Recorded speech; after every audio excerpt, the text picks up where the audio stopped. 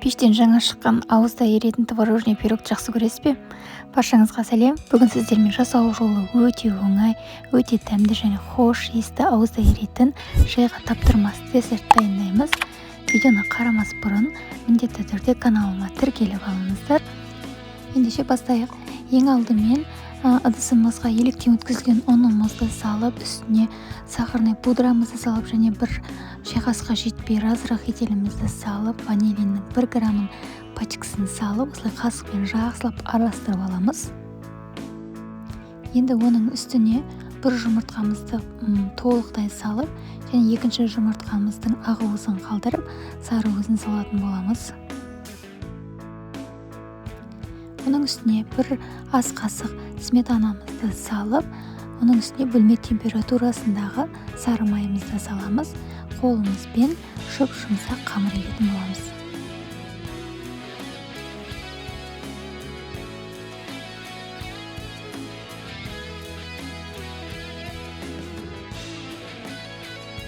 Неге қамырымыз қолға жабыспайтындай етіп иленіп шықты, енді оны мешокқа салып, морозильникке жарты сағатқа қойып қоямыз. Енді начинкасын дайындайтын боламыз. Оған творогтың үстіне сахарный пудрамызды және жұмыртқаның сары уызын салып, осылай вилканың көмегімен барлығын жақсылап араластырып аламыз. Енді формамызға пергамент қағазын төсеп, жаңағы морозильниктен шыққан қамырымызды осылай үлкен және кіші бөлікке, 2 бөлікке бөліп аламыз. Үлкен бөлігін осылай формамызға теп-тегіс етіп, қолымызбен жайып шығатын боламыз. Енді жайып алған қамырымыздың үстін осылай шанышқымен тесіп шығатын боламыз. Астының барлығы толық пісу үшін. Енді жаңа начинкамызды үстіне салып, бір текті етіп жайып шығамыз.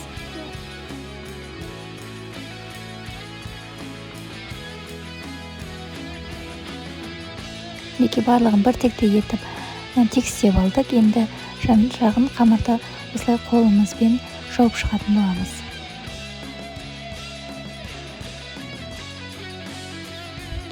Енді жаңағы 2 бөлікке бөлген қамырымыздың екінші бөлігін алып, бірінші қолымызбен осылай жайып, одан кейін оқтаудың көмегімен жұқалап етіп жайып аламыз да, бірнеше бөлікке бөліп аламыз. Неге осындай бөліктерге бөліп, жаңа пирогымыздың үстіне әдемі етіп қойып шығатын боламыз.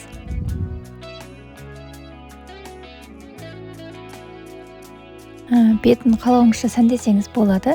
Мен осылай қалған қамырдан әдемі етіп гүл жасап қойдым.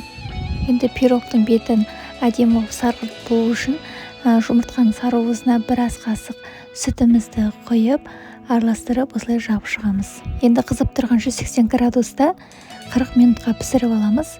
Неге біздің пирогымыз пісіп шықты, толықтай суығаннан кейін ғана формадан алатын боламыз. Мінекей біздің жұмсақ әрі дәмді творожный пирогымыз дайын болды. Егер рецепт ұнаған болса, лайк басып, пікір жазып, каналыма тіркелуді ұмытпаңыздар. Ас болсын, келесі видеода кездескенше аман болыңыздар.